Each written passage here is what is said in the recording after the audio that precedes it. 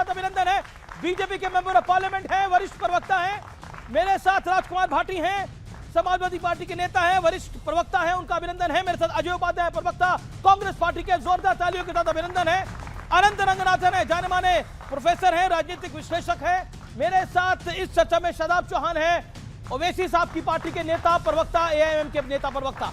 जोरदार तालियों के साथ सभी का अभिनंदन है। अनंत रंगनाथन, सीधा सवाल है, क्या नरेंद्र मोदी ने विपक्ष को सिखा दिया है कि पॉलिटिक्स पार्ट टाइम नहीं होती है? जी, ये सिखाया ही नहीं है, ये छपवा दिया है उनके ऊपर। अब देखिए, ऑपोजिशन मोदी के नफरत में देश की नफरत करने लगा है। अब क्या ये बताइए, 12 साल मोदी जी को हो गए हैं, उनको कोई इंटरेस्ट है कि न्यूजीलैंड चले जाएं 24 घंटे के लिए, ऑस्ट्रेलिया चले जाएं 15 घंटे के लिए? क्या इंटरेस्ट हो सकता है? और हेक्टिक होता है, ये इतना ज्यादा हेक्टिक होता है। एंड में आपके पास क्या आ रहा है? एंड में जो आ रहा है उसका रिजल्ट मैं आपको बता दूं, मेरे पास 15 सेकंड है। हाई सबसे ज्यादा के आंकड़े बता रहा हूं। हमारे एक्सपोर्ट्स हमारी हिस्ट्री में अभी तक सबसे ज्यादा, इंडिपेंडेंट इंडिया के $830 बिलियन। हमारे फॉरेन एक्सचेंज इंडिया की हिस्ट्री में सबसे ज्यादा $700 बिलियन। हमारा सेंसेक्स इंडिया की हिस्ट्री में सबसे ज्यादा 86,000 तक था। हमारा इन्फ्लेशन इंडिया की हिस्ट्री में सबसे वन ऑफ द लोएस्ट था, अभी थोड़ा बढ़ा है। ये सब आंकड़े आपको क्या दिखा रहे हैं? ये आपको आंकड़े दिखा रहे हैं कि मोदी जहां जहां जा रहे हैं देश मजबूत हो रहा है। ये घूमने घामने राहुल गांधी की तरह नहीं जा रहे हैं। अजय उपाध्याय जी, क्या आपको लगता नहीं है कि मोदी ने सिखा दिया है कि पार्ट टाइम पॉलिटिक्स से अब काम नहीं चल पाएगा? हाँ, दोनों लोगों का, आपका भी और उनका भी उत्तर देता हूं। प्रोफेसर साहब ने बड़ी लंबी लंबी बातें की है। वाकई आपने जो है वाहवाही महफिल में आपने जो भी लूट ली हो, पर सच्चाई तो यह है कि आपको मिला क्या, हासिल क्या हुआ। विदेश नीति का मूल्यांकन इन्हीं चीज़ों पर होता है। तालियों से, तारीफों से और तस्वीरों से विदेश नीति प्रभावित नहीं होती और कूटनीति का उस पर कोई असर नहीं दिखता। सच पूछिए तो एक उदाहरण के तौर पे मैं अभी जो इंडोनेशिया गए थे उसका लेना चाहूँगा। $50 बिलियन व्यापार बढ़ाने की बात 2018 में हुई थी। उस समय $21 बिलियन ऑलरेडी भारत का व्यापार था। उसके बाद जो है मात्र 7 से 8 बिलियन, 28 बिलियन आज है। उसमें भी हमारा जो है व्यापार आयात जो है सर्वाधिक है और निर्यात सबसे कम है। पांच गुने के एवरेज का है। 5 बिलियन डॉलर के आसपास में जो है हमारा आयात है और लगभग 17.5-18 बिलियन डॉलर जो है हमारा निर्यात है। इसका मतलब व्यापार डिफिसिट है, व्यापार का लाभ है। दूसरी बात, गए थे भाई मोदी जी को, तो देखिए आज विश्व में एक मेडल बना दीजिए, कहिए आओ आओ आओ। ये कैसे मोदी जी चले जाएंगे मेडल लेकर के? ये कैसी नहीं, ये सुनिए, यही हो रहा है। इजराइल गए, आप जिस मेडल की बात कर रहे हैं, इंडोनेशियन में वो मेडल पंडित नेहरू को मिला था। और आपको इतना दर्द क्यों होता है भाई? ये शब्दावली गलत है। आपको भारत रत्न देने वाले में क्या दिक्कत है भाई? खुद को भारत रत्न देने वाले लगेंगे। मेडल लगाइए, मेडल बना के दे दीजिए। पपुआ न्यू गिनी से लेके समूह द्वीप का नाम सुना है आपने? नहीं सुना होगा। सुना है तो सुना है। जनता कितनी सुनी है समूह द्वीप? समूह द्वीप पर भी वो अभी जाएंगे। आपने राहुल जी को कुछ बोला नहीं? मोदी जी हमारे और आपके पैसे से विदेश घूमते हैं। कभी कभी मन की बात करनी होती है तो देश में आते हैं। चढ़ावा चोरी हुआ, चुप रहे, एक शब्द आवाज आती है। यहाँ पे नीट पेपर लीक हुआ, एक शब्द आवाज आती है। ठीक है, आते हैं देश घूमने, फिर गए हैं, फिर आएंगे। ओके, अब मैं आपके लिए सुधांशु जी, राजनीति में मर्यादा जरूरी है। जिस तरह की भाषा का इस्तेमाल हुआ, पहले उसके ऊपर आपका कमेंट। क्या है? आओ, एक सेकंड, कोई बुराई नहीं है भाई। नहीं, मैं बता रहा हूं, जब आप कहते हैं आओ आओ तो सिर्फ भारत का नहीं, उन सारी सरकारों का अपमान करते हैं, क्योंकि उन देश की सरकारों ने बुलाया है, राष्ट्रपति ने बुलाया है। आप दूसरे देश के राष्ट्रपति का अपमान करते हैं। मगर मैं दूसरी बात कहना चाहता हूं, मोदी जी जाते हैं वहां की सरकारों की इन्विटेशन पे। ये राहुल गांधी जी को कौन आओ पकाओ खाओ कौन बुला रहा है, ये तो बताइए। पहले आओ पकाओ खाओ, उसके बाद भारत। अब मैं पैसे पे अपनी टर्न पे अब आप अन्याय कर रहे हैं अपनी टर्न। और देखिए, उसके बाद पहले आओ पकाओ खाओ, फिर बुलाओ, कुछ बुलवाओ भारत के खिलाफ। चलो, और अब तो बहुत सारे फैक्ट्स भी सामने आए। अब उन्होंने कहा अपने पैसे पे। तो जो पार्टी की तरफ से प्रेस कॉन्फ्रेंस हुई थी जिसमें एक औसत निकाला गया था कि इतना इतना खर्चा आया होगा, तकरीबन 60 करोड़ से ऊपर का तो केवल उनका मूवमेंट का खर्चा था। अब मैं पूछना चाहता हूं, जब यह सवाल पूछा गया तो राहुल गांधी ने क्यों नहीं डिटेल दिया कि उन्होंने खुद किया है? और अगर कांग्रेस पार्टी कर रही है तो कांग्रेस पार्टी को जवाब देना चाहिए। अगर ओवरसीज कांग्रेस ने किया है तो ओवरसीज कांग्रेस को जवाब देना चाहिए। दूसरी बात, राहुल गांधी नेता प्रतिपक्ष अभी 2024 में बने, 19 से 24 तक वो किस कैपेसिटी में थे जो कांग्रेस पार्टी एक सांसद के लिए इतना खर्च कर रही है उसकी सारी विदेश यात्राओं पे? अब अगर बहुत टेक्निकल बात हो तो ये सारा समझ में, और हो क्या रहा, मैं एग्जांपल देना चाहता हूं वर्तमान यात्रा में ही। अगर आप देखें, मैं बताना चाहता हूं, स्वीडन गए थे तो दुनिया में चिप मैन्युफैक्चरिंग में एएसएम कंपनी है जो इकलौती कंपनी है जो कि उस चिप का सॉफ्टवेयर बनाती, उससे एग्रीमेंट करके आए। यूएई गए थे तो हमारे स्ट्रेटेजिक ऑयल रिजर्व में 30 मिलियन बैरल एडिशनल करने का कमिटमेंट करके आए। यूएई के साथ हमारा फ्री ट्रेड फाइनल हुआ। अब बताइए, इसी में सेशल्स गए। अब आपके प्रोग्राम का नाम आर पार है ना, हिंद महासागर के इस तरफ है सेशल्स और उस तरफ है न्यूजीलैंड। पूरे जो इंडियन ओशन है उसकी सिक्योरिटी के लिए स्ट्रेटेजिक अलायंस, छोटा सा देश है सेशल्स, मगर उसकी ज्योग्राफिकल लोकेशन समझिए, कितने जहाज वहां से गुजरते हो, भारत की स्थिति क्या होनी चाहिए। और मैं बता रहा हूं, अभी जो यात्रा हुई है, अगर आप देखें यूरेनियम की सप्लाई के लिए जो मामला मनमोहन सिंह जी के जमाने से अटका हुआ था वो क्लियर हुआ और ऑस्ट्रेलिया ने यूरेनियम सप्लाई के लिए एग्रीमेंट किया।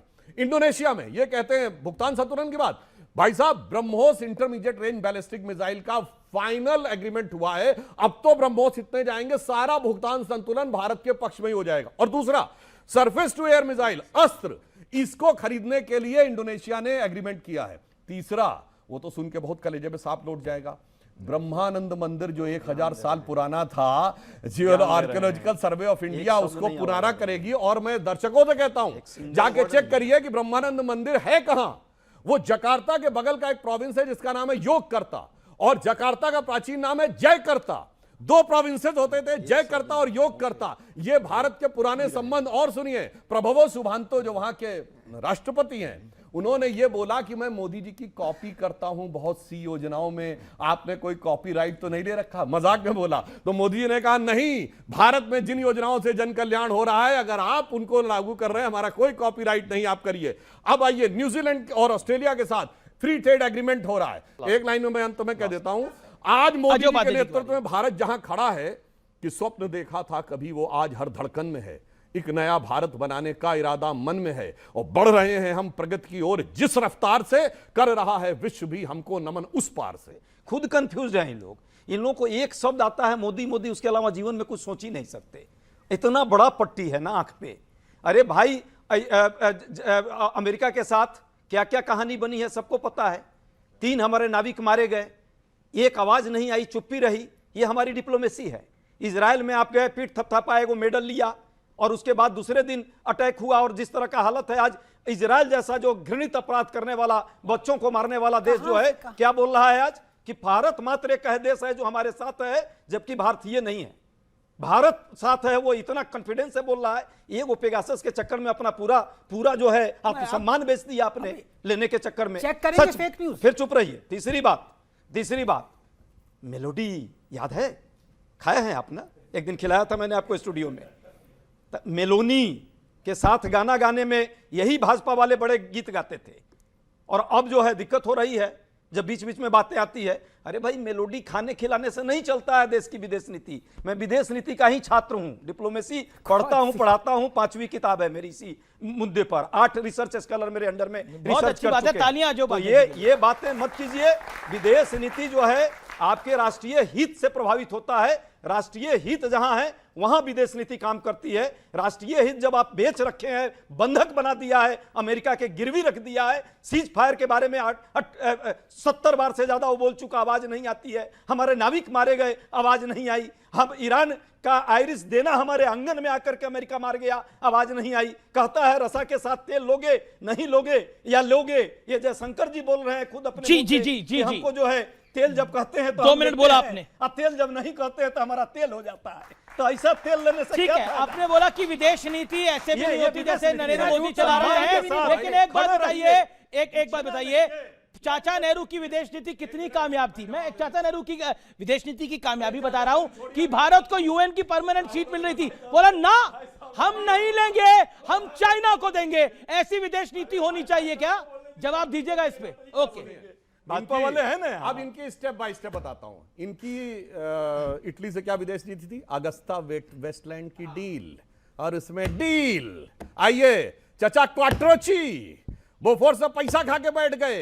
और उसके बाद उनके खिलाफ जो red corner notice Atal ji की सरकार ने किया था, यूपीए 1 ने अपने लास्ट के कुछ महीनों में अर्जेंटीना में जाकर वो रेड कॉर्नर नोटिस वो करवाया कैंसिल, क्योंकि वहां से हमारी एक्स्ट्रेडिशन ट्रीटी नहीं थी, और तुरंत सारा का सारा पैसा क्वाट्रोची के अकाउंट में वापस कर दिया। आपकी डील समझ में आती। अब बताता हूं मेलोनी और मेलोडी की जो बात कर रहे हैं। आज आपको पता है भारत के साथ जो स्ट्रेटेजिक अलायंस इटली का आगे बढ़ रहा है, मैं एक एग्जांपल बताना चाहता हूं। रफाल 4.5 जनरेशन एयरक्राफ्ट है, F-35 5th जनरेशन एयरक्राफ्ट है, और चाइना अपना J-17 5th जनरेशन कहता है। अब 6th जनरेशन एयरक्राफ्ट डेवलप करने की बात हो रही है। और यूरोप में 2 ग्रुप हैं और दोनों भारत को पार्टनर बनाना चाहते हैं। एक में है स्पेन, जर्मनी और फ्रांस, और एक में है ब्रिटेन, इटली एंड जापान। दोनों चाहते हैं भारत हमारा डे 1 से पार्टनर बन जाए, मैन्युफैक्चरिंग का मेन पोर्शन भारत में आए 6th जनरेशन एयरक्राफ्ट। एक्चुअली में क्या है कि चाहे ये कितने भी पढ़े लिखे प्रोफेसर हों, राहुल गांधी जी के प्रभाव में आकर ऐसी ऐसी बातें अंट शंट बोलनी ही पड़ जाती हैं। ऐसी बातें हैं कि या राहुल गांधी जी का अच्छा प्रभाव भी है। नहीं, राहुल गांधी जी का राहुल गांधी ने बनाया, राहुल गांधी जी का ऐसा प्रभाव है कि विदेश में बड़े बड़े थिंक टैंक्स उनको बोलने के लिए बुलाते हैं। सुनिए, विदेश में बड़े बड़े थिंक टैंक्स उन्हें बोलने के लिए बुलाते हैं, मगर भारत में कोई यूनिवर्सिटी नहीं बुलाती। कांग्रेस शासित राज्यों की कोई यूनिवर्सिटी नहीं बुलाती, तेलंगाना और कर्नाटक की कोई यूनिवर्सिटी नहीं बुलाती। और जब युवा नेता थे 2004 से 14 तो भी कोई नहीं बुलाता था। अरे भाई, मोदी वाली बात कर रहे हो तो मोदी जी कोई वहां लेक्चर देने नहीं जाते, ऑफिशियल स्टेटमेंट देने जाते। ये तो कहते हैं मैं विचार व्यक्त करने आया हूं विचारक के रूप में। अब देखिए, अपनी अपनी बारी का इंतजार करिए। राजकुमार भाटी के बाद भी मुझे जाना है। राजनीति के अंदर विदेश नीति में भी राजनीति होती है और वो राजनीति का हिस्सा होता है, लेकिन क्या पार्ट टाइम पॉलिटिक्स, एक बड़ी डिबेट है इसके ऊपर, क्या पार्ट टाइम पॉलिटिक्स से काम चल जाता है? नहीं, आपकी डिबेट कुछ ज़्यादा ऊंचाइयों पे पहुंच गई, इसे मैं थोड़ा नीचे लाता हूं। और मेरा सुधांशु जी से कहना है कि आसमान की बुलंदियों से थोड़ा नीचे आओ मित्र, मुझे ज़मीन के मसाइल पे बात करनी है। सेशेल्स और ऑस्ट्रेलिया और जर्मनी और फ्रांस और इंडोनेशिया सब जगह हम घूम आए, अयोध्या चले जाओ। जो उसके इंतजाम में लगे हुए थे लोग, अब वो नृपेंद्र मिश्रा कह रहे हैं चोरी नहीं डकैती हुई है, कई हजार करोड़ की डकैती में पड़ गई। और देश के उत्तर प्रदेश के मुख्यमंत्री क्या कर रहे हैं, उसे विपक्ष के ऊपर डाल रहे हैं, कह रहे हैं ये टिन्नू यादव के संबंध तो अखिलेश यादव से हैं। इतने घोर जातिवादी हैं कि अगर उसके टाइटल नाम में यादव टाइटल लगा हुआ है तो उसे यादवों से जोड़ देंगे। आचार्य प्रमोद कृष्णम ने भी बोला कि टिन्नू यादव आपसे रिलेटेड। आचार्य प्रमोद कृष्णम किसके आदमी है? मोदी जी के आदमी है। वो तो बीजेपी में नहीं है। वो क्या हमारे पक्ष में बोलेंगे? वो भी तो मोदी जी के आदमी है, वो भी वो बोलेंगे कांग्रेस के आदमी है। अरे आप बहुत अपडेट नहीं रहते, आप नहीं थे, बहुत पीछे हो आप। कुछ लोगों के साथ ये एक होती है मनोवैज्ञानिक बीमारी होती है, उनके दिमाग ठहर जाते हैं। थे बोला, हाँ हैं कहा था, पहले हैं कहा था, अविश्वस्त है, बाद में थे कहा, अविश्वस्त है। मैं कहना ये चाहता हूं कि मोदी जी का डंका बज रहा है विदेश में, खूब बढ़िया अच्छी यात्राएं हो रही हैं और हमारे प्रधानमंत्री हैं, उनका अपमान नहीं होना चाहिए, हमारे सबका सम्मान जुड़ा हुआ है। लेकिन देश को क्या मिल रहा है? देश में तो लगातार जो समस्याएं वो बढ़ती जा रही हैं। विदेशी कर्ज देश के ऊपर बढ़ता जा रहा है जी, रुपए की कीमत डॉलर के मुकाबले घटती जा रही है, हमारी पासपोर्ट रैंकिंग लगातार गिरती जा रही है, अमेरिका की दादागिरी लगातार हमारे ऊपर बढ़ती जा रही है।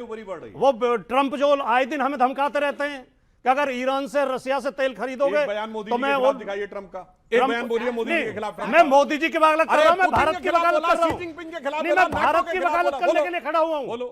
हाँ, मोदी ने, ट्रंप ने कहा कि अगर रूस से और ईरान से तेल खरीदोगे तो मैं तुम्हारे ऊपर टैरिफ लगा दूंगा। कहा नहीं कहा? बताओ। तेल आज भी खरीद रहे हैं। और सुनिए, रूस से ट्रंप ने कहा कुछ पता कि मैंने मोदी को धमका के सीज फायर कराया। धमका के वर्ड बोला? हाँ, ये ट्रंप ने कहा, यस ट्रंप ने कहा। और ट्रंप के मंत्री कहते हैं जिसको ना धमकाया हो, चैलेंज एक देश बताओ जिसको ट्रंप ने धमकाया। ऑस्ट्रेलिया, चाइना, रशिया, इजराइल, कितने कमजोर लोग हैं, कितने कमजोर लोग हैं, कितने डरे हुए लोग हैं। अब इसमें आ गए कि सबको धमका रहे हैं जी, वो तो सबको धमका रहे। तो हमें, अरे हम दुनिया का सबसे ज्यादा आबादी वाला देश है, सबसे बड़ा देश है, हम सबसे बड़ा लोकतंत्र है, सबसे प्राचीन संस्कृति है, हमें धमकाएगा वो? ट्रंप की क्या औकात है?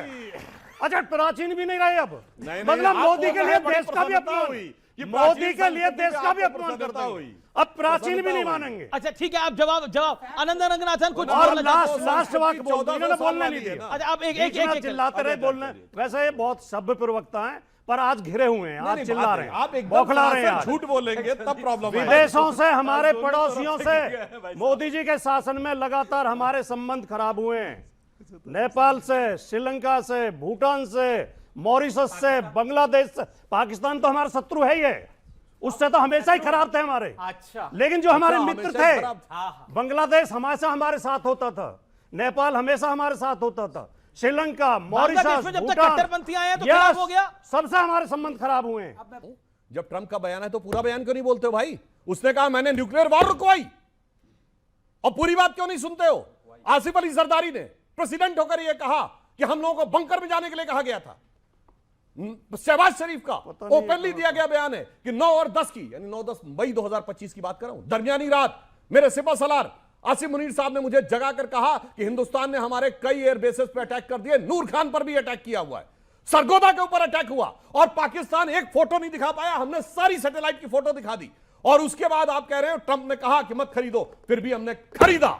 और सुनो मेरे भाई, कान खोल के सुनो, टैरिफ लगाया 50%, मगर मोदी जी ने जो दूरदृष्टि रखी थी, 2 चीजों पे टैरिफ से मुक्त रखा ट्रंप ने।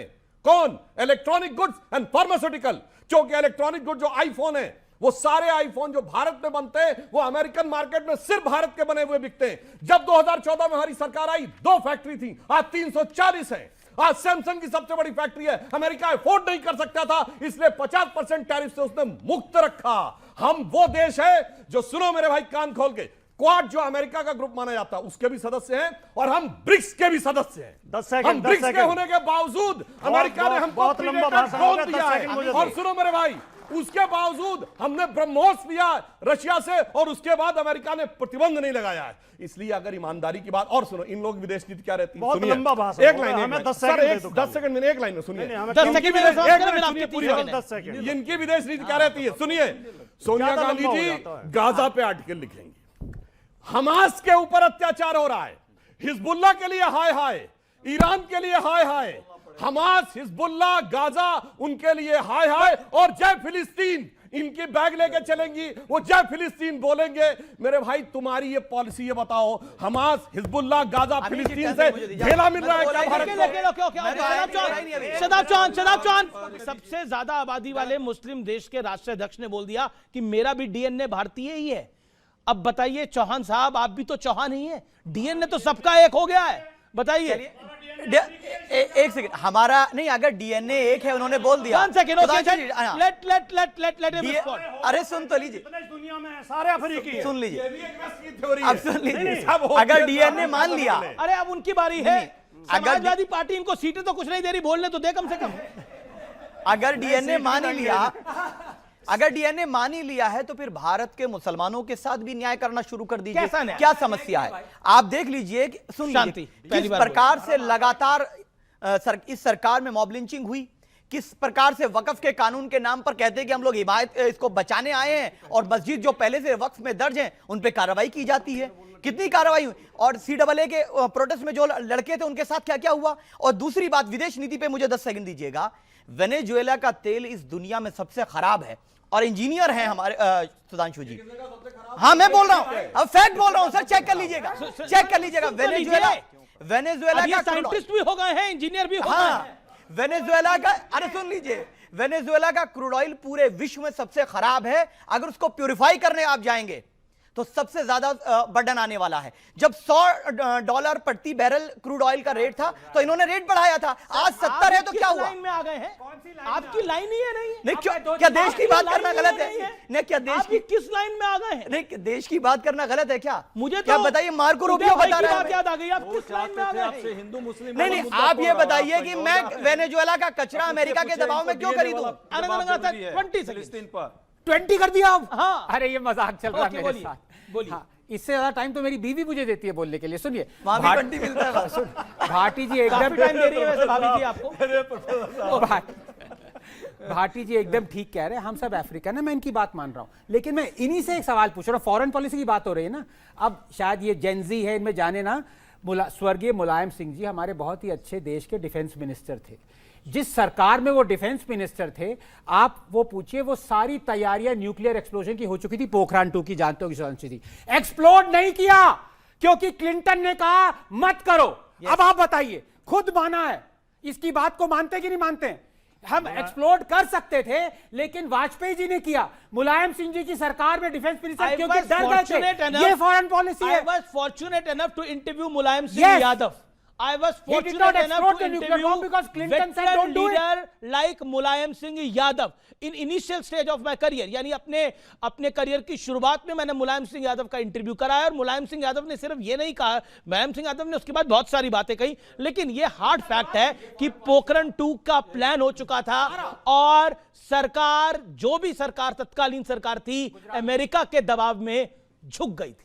ये सत्य बात है, सत्य बात है। और उस समय क्या गौरव में लिखा है कि कांग्रेस की तरफ से भी इशारा हुआ था कि पोखरण 2 मत करना, मत करना, मत करना। तो किस सरकार ने तब सरेंडर किया था? जवाब दे दीजिए। बड़ा सरेंडर हुआ, जवाब दे दीजिए। इस तरह के जो निर्णय होते हैं, एक second sir, let me make his point. इस तरह के जो निर्णय होते हैं वो सामूहिक निर्णय होते हैं। अच्छा, पॉलिसी जो तय करने सामूहिक में निर्णय, बीच में चिल्लाने की आदत क्या है इनकी? रंगनाथन जी, मैं एक भी शब्द आपके बीच में बोला। He should get a fair chance. He's replying on his leader. उसमें विपक्ष की भी सलाह ली जाती है, पक्ष की भी ली जाती है, लेकिन जो रंगनाथन जी कह रहे हैं कि मुलायम सिंह यादव डर गए थे, लोग आपके ऊपर हंसेंगे।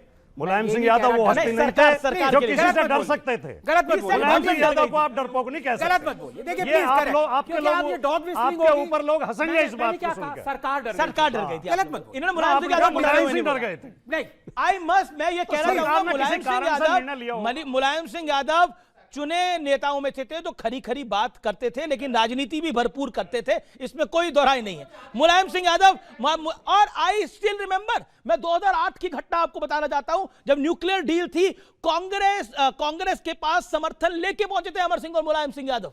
उससे पहले 2004 में मतलब दरवाजे खड़े थे कांग्रेस के मुलायम सिंह यादव, और अमर सिंह और कांग्रेस ने घुसने नहीं दिया था, और इससे बहुत आहत हुए थे अमर सिंह और मुलायम सिंह यादव। कहा हम दरवाजे पे थे, हमारे सामने दरवाजा बंद किया, हमारा समर्थन नहीं लिया था, लेफ्ट ने समर्थन दे दिया था, और इसीलिए मुलायम सिंह यादव का समर्थन नहीं लिया था। और अंत में डॉक्टर अमर सिंह के साथ क्या हुआ, ये मुझे किसी को बताने की आवश्यकता नहीं है। कांग्रेस की जब सरकार बनाने के एवज में अमर सिंह को जेल जाना पड़ा था, जेल गए थे, और उन्होंने यही बोला, मेरी गलती ये रही कि मैंने कांग्रेस की सरकार बचाई। ये मेरे शब्द नहीं है, अमर सिंह के शब्द हैं। मेरे इंटरव्यू को अब आज भी जाकर यूट्यूब पर देख सकते हैं। उसका सवाल क्या है कि हमारे मोदी जी ने जितना भी करा है ना, वो बहुत बढ़ चढ़ के करा है, चाहे विदेश में हो या देश में हो। जैसे अभी अयोध्या कांड हुआ, अयोध्या कांड भी हुआ है तो बढ़ चढ़ के ही हुआ है, उससे पहले किसी ने नहीं करा। और सुनो, कांग्रेस पे जो ये आषाढ़ सती है ना, ये इसीलिए है। आप जैसे प्रवक्ता यही नहीं समझते कि कौन किसके पक्ष में कह रहा, किसके में नहीं कह रहा। आप आरोप लगाते हो आषाढ़ सती है कांग्रेस पे। शनिचर, जिसे हमारे उसमें कहें शनिचर बैठना, शनिचर बैठा हुआ है। तुम अपने, हाँ, कांग्रेस पे शनिचर बैठा है, अपने पराये किया ज्ञान ही खत्म है। ठीक है, बस इतना ही कहना है। अरे वैसे सुधांशु त्रिवेदी जो है वो इंजीनियर हैं, भारतीय जनता पार्टी के मेंबर ऑफ पार्लियामेंट हैं, और प्रवक्ता भी हैं बड़े, लेकिन इनकी एक और है, क्योंकि सारस्वती की बात हुई, शनि की बात हुई, तो बड़े ज्योतिष सितारे भी हैं। आप लोगों को कम जानकारी होगी, सुधांशु त्रिवेदी बड़े ज्योतिष सितारे। तो ये सारस्वती क्या होता है? सारस्वती ये होती है कि कुल मिला के जो शनि का रोटेशन पीरियड है वो 30 ईयर्स है। शदाब चौहान, 12 राशियां होती हैं, अगर 12 को 30 से डिवाइड करेंगे तो 2.5 आता है। एक राशि पे वो 2.5 वर्ष रहता है, परंतु शनि इतना पावरफुल ग्रह माना गया, जिस राशि पे रहता है उसके एक राशि आगे और एक राशि पीछे, यानी 2.5 7.5। तो इसीलिए आप कहते हैं पहली ढैया यानी अभी 12वें भाव में है, दूसरी ढैया जब उसके ऊपर आ गया, तीसरी ढैया जब उतर रही होती है। और एक मैं और बात कह दूं, इसका मतलब शनि का रोटेशन पीरियड 30 ईयर्स है, तो हमें जमाने से पता है, हजारों साल से। भगवान राम के भी 7.5 लगी थी, और इन लोगों को तो अब पता चला 100 साल पहले, 200 साल पहले, कि जुपिटर और शनि का रोटेशन पीरियड क्या है। जुपिटर का 12 साल है, इसीलिए 12 साल में एक बार कुंभ होता है, और ये सब हमको ज्ञान देते हैं कि हम अज्ञानी थे, और ये वेस्ट वालों ने आके बताया। मगर समस्या ये है कि सिर्फ 7.5 की नहीं है, कांग्रेस में जब से राहु काल आ गया है, वो राहु काल ने ऐसा ग्रसित कर लिया है कि कांग्रेस नहीं, राहु काल, मैं ज्योतिष की बात कह रहा हूं, 140 साल के इतिहास में सबसे निम्नतम स्तर पे है आज कांग्रेस। और प्रधानमंत्री मोदी जी के आने के बाद 75 साल के इतिहास में जनसंघ से भारी आज अजय उपाध्याय, आप मैं निवेदन कर रहा हूं, आज आप घर से या फिर बाहर में किसकी शक्ल देख के आए थे इस डिबेट से पहले? अरे सुनिए ना आज सुनिए ना, अरे सुनिए तो हाँ, बोलिए। भगवान राम पर भी 7.5 वर्ष का इन्होंने कहा कि राहु था, लगी थी ना। तो भगवान राम पर जब शनि जी का प्रभाव रहा तो आम आदमी तो कोई सामान्य नहीं है। आजकल देखिए भगवान प्रभु राम के घर में ही चढ़ावा चोरी कर रहे हैं, इसका मतलब वहां भी कुछ ऐसी 7.5 का प्रभाव अभी भी है क्या, ये देखना पड़ेगा। लेकिन आने वाले समय में आरएसएस, भाजपा और बीएचपी पर इसी चढ़ावा चोरी के कारण 7.5 नहीं, उससे और कई गुना ज्यादा लगने वाली है, डबल शनि का 7.5 प्रभाव। लगेगी। हाँ। योगी आदित्यनाथ ने कहा है कि समाजवादी पार्टी ने हनुमानगढ़ी, जो कि बजरंगबली का स्थान है, वहां पे अपने शासनकाल में नमाज पढ़ाई। पहले इसका जवाब दे दीजिए। नहीं, पहली बात तो ऐसा कोई रिकॉर्ड मिलता नहीं है कि हनुमानगढ़ी में नमाज पढ़ी गई थी। और रोजा इफ्तार की बात आई थी तो रोजा इफ्तार करवाना कोई गुनाह नहीं, कहीं व्रत खोल हनुमानगढ़ी सकते हैं, मस्जिद में बैठ के हिंदू भाई व्रत खोल सकते हैं, कौन सी मंदिर में बैठ के रोजेदार रोजा खोल सकते हैं। एग्जाम्पल क्योंकि हम ऐसा देश चाहते हैं कि दिवाली में अली बसे, राम बसे रमजान, ऐसा होना चाहिए मेरा हिंदुस्तान। अगर दोनों मिलजुल कर रहें, एक दूसरे का सम्मान करें, तो ये देश मजबूत होगा, कमजोर नहीं होगा। ये जो योगी जी जब घिरते हैं तो हिंदू मुसलमान को लड़ाने की बात करते हैं, जब योगी घिरते हैं हिंदू मुस्लिम की बात करते हैं, हिंदू मुसलमान उनका ये पैटर्न है।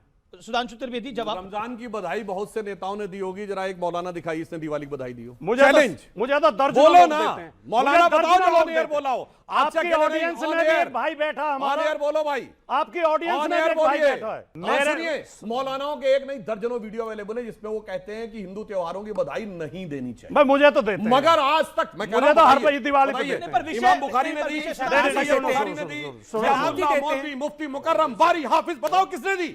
आप अपने अकेले कह देंगे मेरे को दिया। ये जहर मत बो देश में, ये जहर मत बो। अब बता रहा हूं, हम बहुत भाईचारे के साथ रहते हैं। सुनिए, हम हिंदू मुसलमान पर ये योगी आदित्यनाथ जी ने जो बोला कि 2017 से पहले एक कोशिश हुई हनुमानगढ़ी में नमाज पढ़वाने की, जानकारी हमको भी थी, मगर ये पुलिस के अधिकारी लोग बेटर बता पाएंगे। जो जानकारी थी, सरकार ने ये निर्णय लिया, मगर मेरी जानकारी ये है कि जो स्थानीय पुलिस अधिकारी थे वो इस बात के लिए तैयार नहीं हुए और इस कारण अन्यथा प्लानिंग तो ये थी। सुधांशु जी ने, वो झूठ बोल रहे हैं, नहीं, जो कोई नमाज नहीं हुई। ब्रजलाल जी राज्यसभा के सदस्य हैं, ब्रजलाल नहीं हुई जी थी, डीजीपी रहे हैं, और ब्रजलाल जी वो व्यक्ति हैं, सुनिए, इनकी सरकार में एक आतंकवादी के एनकाउंटर के लिए डीजीपी पर हत्या का मुकदमा दर्ज हुआ, विक्रम सिंह और ब्रजलाल पे, और ब्रजलाल एससी समाज से, बदल रहे हैं, बोलो शेड्यूल कास्ट समाज से, अब विषय और उसके बाद अब विषय जैसे ही परेशानी आई तो विषय बदल नहीं, गया। पर क्या इस तरह के आदेश, मैं आपसे जानना चाहता हूं भाटी जी, क्या इस तरह के, क्योंकि आपने बोला कि सद्भाव होना चाहिए, गंगा जमुनी तहजीब होनी चाहिए, क्या इस तरह का आदेश जामा मस्जिद के लिए कोई दे सकता है कि वहां पे हनुमान चालीसा पढ़ी जाए? दे पाएंगे, बोल पाएंगे यहाँ पर कि जामा मस्जिद में हनुमान चालीसा होनी चाहिए? यही योगी जी ने पूछा, यही योगी आदित्यनाथ ने हुई नहीं है, नमाज हुई नहीं थी। मैं तो ये चाहता हूँ, सलाह भी क्यों दी? अगर सलाह की बात है तो देखिए, मैं तो ये चाहता हूँ इस देश में जामा मस्जिद के अंदर बैठ के हमारे व्रत रखने वाले लोग व्रत खोलें, और हमारे मंदिरों में जो रोजेदार रोजा खोलें। मैं तो ये चाहता हूं, आप तो चाहते हैं अखिलेश जी देश के प्रधानमंत्री बन जाए, लेकिन हो नहीं पा रहा, वो आपके चाहने से नहीं हो पा रहा ना। आप तो चाहते हैं अखिलेश जी प्रधानमंत्री कोशिश करूंगा कि इस बार आप कोशिश करिए। मेरा सवाल ये है, आपसे भी है और सुधांशु त्रिवेदी जी से भी है।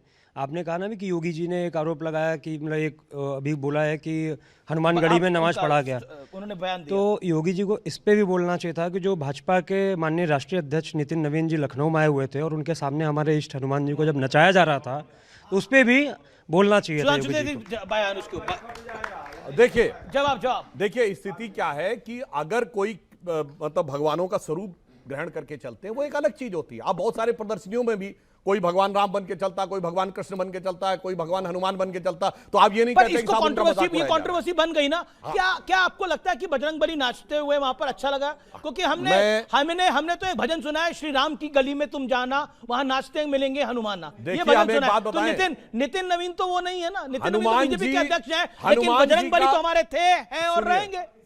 हनुमान जी का हम लोगों से बड़ा कोई हो सकता? हनुमान जी का आदर्श वाक्य क्या था? हनुमान तेहि परसा करि पुनि कीन प्रणाम, और राम काज कीने बिनु मोहि कहां विश्राम।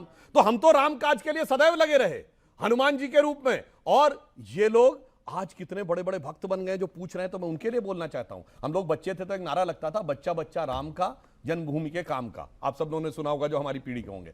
मगर आज ये सब देख के जो पूछा जाता है, बात किया जाता, मुझे लगता है अब तो झूठा सच्चा सबे राम का, पक्का कच्चा सबे राम का। चाहे लगन से बोले चाहे जलन से बोले, हर नेता हुआ भगत राम का। ओके ओके ठीक है। अब और सवाल हनुमान जी को मुसलमान बताया था, इनके एक नेता ने हनुमान जी को मुसलमान बताया था। एक तरफ तो योगी जी कहते हैं कि एक है तो सेफ है जब चुनाव का समय होता है, और एक तरफ हिंदू मुस्लिमों को लड़ाने की बात करते हैं, मुस्लिम मंदिर में नहीं जा सकता और हिंदू मस्जिद में नहीं जा सकता।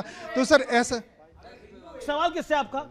सुधांशु सर से है। सुधांशु सर, ये क्या आप हिंदू मुसलमान को लड़ाने की कोशिश कर रहे हैं? यही बयान है। और ये बात राजकुमार भाटी ने भी बोली, इसका जवाब दे दीजिए। ये हिंदू मुसलमान अगर योगी जी की वजह से लड़ रहे हैं तो ये कश्मीर में किसकी वजह से लड़े थे?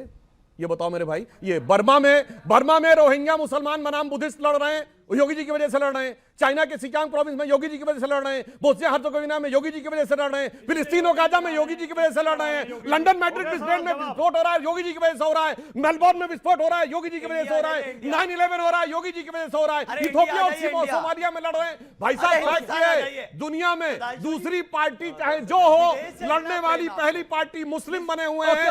धुम धड़म धड़ैया रहे, सबसे बड़े लड़ैया रहे। फैक्ट बताओ मेरे भाई, हकीकत क्या है? एक मिनट। इतनी बड़ी बीमारी को जिसे कहते हैं तिनके की ओट में पहाड़ छुपाना, इस मानसिकता से आपको बाहर आना चाहिए। बहुत बड़ी ग्लोबल प्रॉब्लम है, मगर उसको छोटे छोटे राष्ट्रीय हितों में, अपनी राजनीतिक हितों में देखने के ओके सुधांशु जी, आपने अपनी बात को रखा। ओके सुधांशु जी ये बता दीजिए कि आपने पूरे विश्व की बात करते हैं आप, बर्मा, चाइना, पाकिस्तान, अफगानिस्तान। अरे साहब हिंदुस्तान की बात करिए कि मेरठ के अंदर सुन लीजिए। हाँ, वो जय फिलिस्तीन की बात करने लगा। अब सुन तो लीजिए, मैं आपके बीच में नहीं बोला था, मैं आपके बीच में नहीं।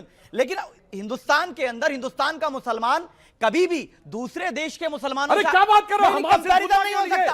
आप पाकिस्तान से कंपैरिजन करेंगे? अरे आप देश की बात करिए, भारत की बात करिए। आपके बात आप मुझे मालूम है कि आपको परेशानी है, आप बोलने नहीं देंगे, मुझे मालूम है सर। आपकी सरकार है, आप भी चौहानी है, आप भी चौहानी है। हाँ बिल्कुल है, गर्व है, बिल्कुल है गर्व है। अरे बोलने तो दीजिए। असदुद्दीन ओवैसी कहाँ के? सैयद कहाँ के? बोलो सैयद कहाँ के? बोलो। जो भारत का वो भारत बोलो।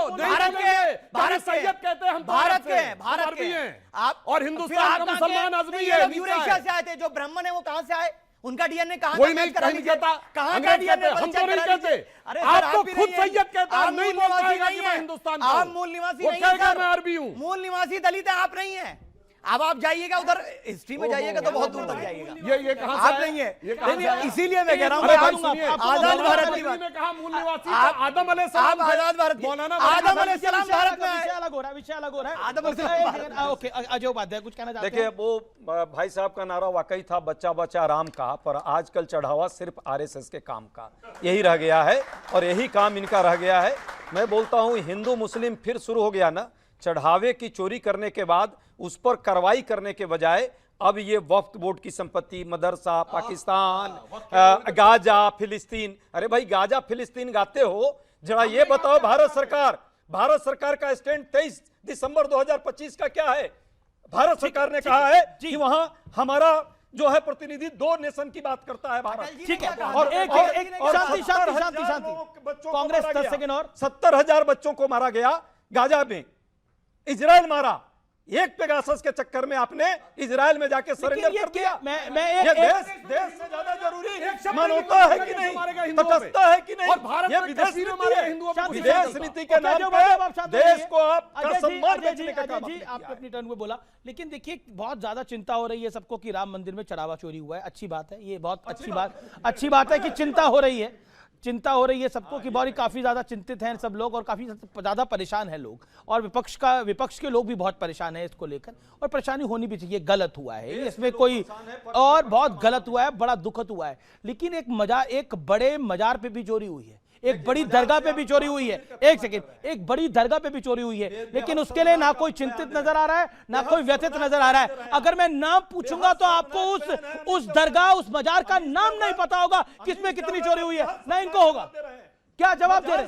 मज्जार से राम मंदिर की तुलना, मज्जार की तुलना आप मंदिर से कर रहे हैं। मैं बोला वहां पे भी चोरी हुई है, वहां पे भी चोरी हुई है, उस दरगाह में भी चोरी हुई है, उस दरगाह में भी चोरी हुई है, लेकिन बोल नहीं पा रहे आप उसके ऊपर। बेहद दुखद है ये अधार्मिक काम। देखिए, राम मंदिर में चोरी हुई इसका दुख है, लेकिन इसका यह मतलब नहीं है कि हर मंदिर से आप कोट निकालेंगे। ओके ओके ओके, कमाल है आप तो। अरे आप इतना गुस्से में हो रहे हो, इतना गुस्से में आ रहे हो, ये बर्दाश्त के बाहर है। आप बताओ, आपने राम सेतु को काल्पनिक कह दिया, वो इस देश ने बर्दाश्त कर लिया। आपने कहा राम मंदिर 2019 में इसकी सुनवाई टाल दो, वो इस देश ने बर्दाश्त कर लिया। और तो और आपने ये तक कह दिया कि रामलला विराजमान थे या नहीं थे, उस पर सवाल आपने उठा दिया। तो अब बताइए, कब क्या कहता हिंदुस्तान? ये हिंदुस्तान है जनाब, हिंदुस्तान। उस हिंदुस्तान में राम के अस्तित्व पे सवाल खड़े करे गए, लेकिन ये विषय राम मंदिर का नहीं है। आप झूठ फैला रहे हैं। कपिल सिब्बल कांग्रेस के वकील के हैसियत से नहीं थे, कांग्रेस के नेता थे भाई, कांग्रेस के नेता थे। राम जेठमलानी ने भी किया था वकालत, सुनो राम मंदिर के विरोध के पक्ष में। तो राम जेठमलानी का नेता थे, कपिल सिब्बल हमारे नेता नहीं थे, वकील थे। दूसरी बात, राम सेतु की बात करते हैं 10 सेकंड। राम सेतु, पंकज चौधरी ने क्या कहा है, पार्लियामेंट में सरकार ने कहा है। दो वरिष्ठ नागरिक रामलला विराजमान भी एक मुद्दा ही थे, और उनके खिलाफ जो खड़े थे वो इनके पूर्व कानून मंत्री वकील का चोला होकर खड़े थे। वकील कानून मंत्री सुनो भाई, जेठमलानी भी खड़े थे। उसके बाद नहीं, उसके बाद फिर आपकी पार्टी में रहे और वो उसके साथ भी रहे। सुनिए दूसरी बात, बाकी छोड़ो, आप यहाँ राम मंदिर पे, आप यहाँ राम मंदिर पे, आप आए ना राम मंदिर पे, आप जवाब सुनना पड़ेगा। नहीं बात ये क्या झूठा? कपिल सिब्बल कांग्रेस के नेता थे भाई, 2019 में कांग्रेस के नेता थे। लाइव चेक करें, गलत बयान दे रहे हैं। 2019 में कपिल सिब्बल कांग्रेस के नेता थे, कोई बात नहीं। केरल के कांग्रेस के मुख्यमंत्री वी सतीशन ने बोला है कि नेहरू होते तो बाबरी मस्जिद नहीं गिरने देते। बाबर के बराबर खड़े हो। 1961 में सुन्नी सेंट्रल वक्फ बोर्ड ने जो एफिडेविट दिया है, उसने जानते क्या लिखा है? We are appearing on behalf of a Babri mosque built by foreign invader Babar. शर्मानी चाहिए आपकी सरकार के पक्ष में खड़े हुए। चढ़ावा चोरी करके इनकी टेक्नोलॉजी करिएगा, ये नहीं चलेगा। नहीं नहीं, तो टेक्नोलॉजी है, चढ़ावा चोरी, लेकिन चढ़ावा चोरी ने, चढ़ावा चोरी हैसियत इनके नेता की हैसियत ये है। सुनिए, अगर सपा समर्थन न करे तो हैसियत नहीं है, छोड़िए ना, हैसियत किसकी है? जीत सके। पिछले 30 साल से सपा समर्थन करती है, क्या हैसियत थी, और मुस्लिम लीग समर्थन न करे तो वायनाड नहीं जीत सकते। अपनी सीट जीतने की हैसियत नहीं है, चले दुनिया भर में जाके घुमाने, बताने, जिताने। हैसियत की बात बताइए। मेरा सवाल ये है कि ऐसी डिबेटों से कुछ नहीं होगा, ये रोज का काम है। सुनो मेरी बात, जो राज करता है, जो अपोजिशन होता है, जो राज करता है, ये कोलाइड कंटिन्यू चलता रहता है। कुछ इम्प्यूरिटीज होती हैं, कुछ अपना खासियत भी होती हैं, कुछ खामियां भी होती हैं। तो ये एक जनरल बात है, इनके ऊपर ज़्यादा करना नहीं चाहिए। तीसरी बात यह है कि कांग्रेस को सलाह क्या है? मेरी कांग्रेस को ये सलाह है कि जब तक राहुल गांधी हैं, मोदी जी बल्ले बल्ले। ओके, कांग्रेस को ये सलाह है जब तक राहुल गांधी हैं, मोदी जी बल्ले बल्ले हैं। ओके, हैं वो आपके एक छोड़ के योगी जी की तरह दिख रहे हैं वो। अच्छा, अरे नहीं नहीं, कहाँ इन्हें फंसा रहे हैं आप इस चक्कर में? Okay okay okay, Anand Ranganathan, do you think politics में हिंदू मुसलमान सिर्फ चुनावों को देखकर होता है? That's a very direct question. मेरा ये मानना है कि अगर आप फैक्ट सामने ला रहे हैं तो आपको हिंदू मुसलमान करने से डरना नहीं चाहिए। हमारे देश में क्या है, सेकुलरिज्म का वो कंबल ओढ़ के ये लोग, वही कहता हूं ना, 4 नींबू निचोड़ने से दूध भी इतना नहीं फटता। अब शाहबानो की जजमेंट देखिए, अब मैं बीच में 10 सेकंड भी नहीं बोल पा रहा हूं। नहीं देखिए, ऐसा क्यों लग रहा है आपको? नफरत फैलाने से अमीश जी, ये आनंद रंगनाथन के पीछे पड़ गया। मतलब मेरी समझ में नहीं आ रहा है। मेरी भारत के नागरिक भाई आप कह रहे हैं भारत के नागरिक है क्या? भारत क्या हो गया? क्या हो गया इनको? ये हिंदू मुसलमान का नफरत फैलाते रहना चाहिए, करते रहना चाहिए। मतलब इतना हिंदू संविधान से चलेगा। संविधान से चलना ये चाहिए। बात तो सही कह रहे हैं। नहीं, आनंद अग्रवाल, ये क्या ये बात बात कर सही रहे कह रहे हैं। हिंदू मुसलमान में बिल्कुल नफरत नहीं होनी चाहिए। याद करिए, हिंदुस्तान और पाकिस्तान जब बना था कोई नफरत नहीं थी, कोई कत्लो गारत हुआ ही नहीं था। वो तो सब सपना है, हुआ कहां था कुछ। देखिए देख अब 5 सेकंड भी नहीं हाँ, बोल 10 सेकंड है। देखिए अरे बोलिए। अब मैं कुछ और बोलूंगा तो ये कहेंगे कि नहीं, इनको घर में बोलने नहीं दिया था, यहाँ इनकी आवाज गायब हो जाती है। ये लोग वो हैं, जब शाह बानो जजमेंट आई थी, सुप्रीम कोर्ट ने कहा था शाह बानो पुअर विडो को 75 रुपए देने के लिए सुप्रीम कोर्ट ने कहा, राजीव गांधी ने ओवरटर्न करी जजमेंट, और इन्होंने क्या कहा, जब देश ने कहा ये क्या कर रहे हो, उन्होंने कहा हिंदू मुस्लिम मत करो। तो मेरा ये कहना है, हर चीज करो लेकिन फैक्ट्स पे बोलो, फैक्ट्स पे करो। चलिए, जिस शाहबानों की बात कर रहे हैं, हिंदू मुसलमान में कोई झगड़ा नहीं होना चाहिए, सब सामंजस्य से रहने चाहिए। जैसे कुंभ मेले में 66 करोड़ लोग आए, 50 लाख विदेशी आए, किसी ने नहीं रोका। सोनिया गांधी जी 2001 में गई कुंभ मेले में, वो रोमन कैथोलिक क्रिश्चियन हैं और उन्होंने बाकायदा जाके संगम नोस पे स्नान किया, किसी ने नहीं रोका।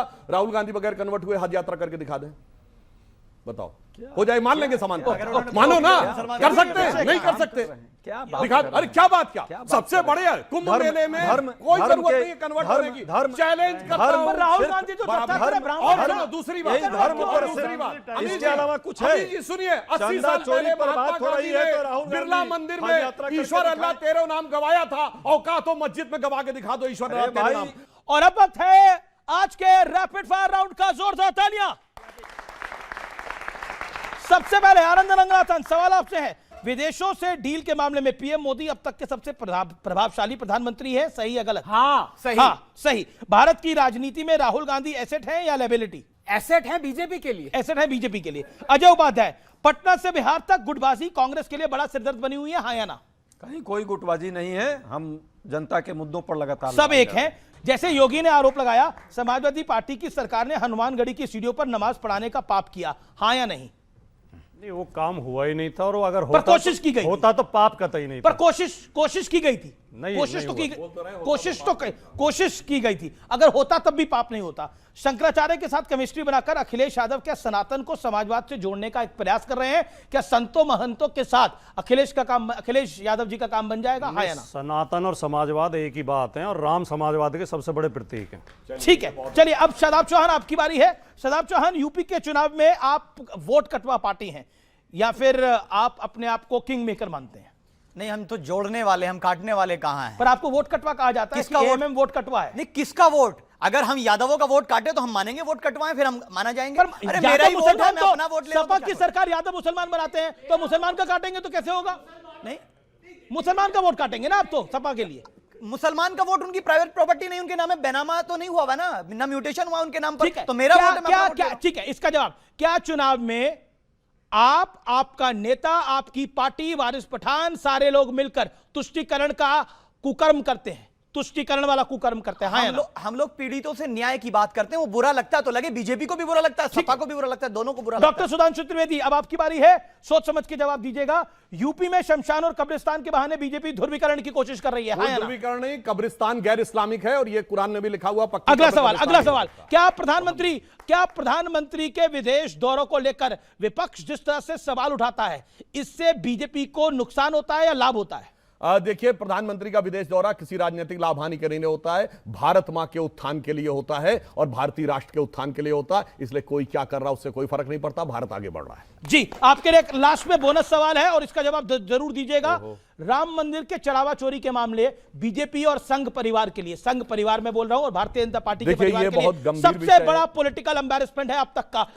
आपकी जब से शुरुआत हुई है तब से सबसे बड़ा पॉलिटिकल देखिए ना, राम मंदिर का मामला पॉलिटिकल था ना, ये चोरी पॉलिटिकल है, ये धार्मिक आघात। लंबा जवाब नहीं सुधांशु जी, हाँ या ना? मैं साफ बात कह रहा हूं, सुनिए तो, ये हम हर हिंदू के लिए पीड़ा का विषय है और राम भक्त कार सेवक के रूप में मेरे लिए पीड़ा का विषय है। मैं 84 की रैली में मानक के रूप में था, 87 की रैली में भी परिवार के लिए। आप मान रहे हैं एम्बैरेसमेंट है? मैं एक पंक्ति में कह देता हूं, जैसे उस जमाने में एक लाइन चलती मैं आपकी मजबूरी समझ रहा हूं। जिस हिंदू का खून न खोला, खून नहीं वो पानी है, और जन्मभूमि के काम न आए वो बेकार जमानी। तो मैं आज कहना चाहता हूं, हर हिंदू का हृदय है टूटा, आज आंख में पानी है, पर हर दोषी को सजा मिलेगी जिसने की बेईमानी। ओके, चलिए, तो ये था आज का रैपिड फायर राउंड। आप तमाम लोगों का बहुत बहुत शुक्रिया इस स्पेशल ब्रॉडकास्ट देखने के लिए। बहुत बहुत धन्यवाद। फिलहाल आज के लिए इतना ही। जय हिंद, वंदे मातरम। लेकिन भारत, हाँ भारत है, भारत रहेगा और भारत विश्व विजेता है, हाँ और रहेगा। भारत भाग्य विधाता। नमस्कार।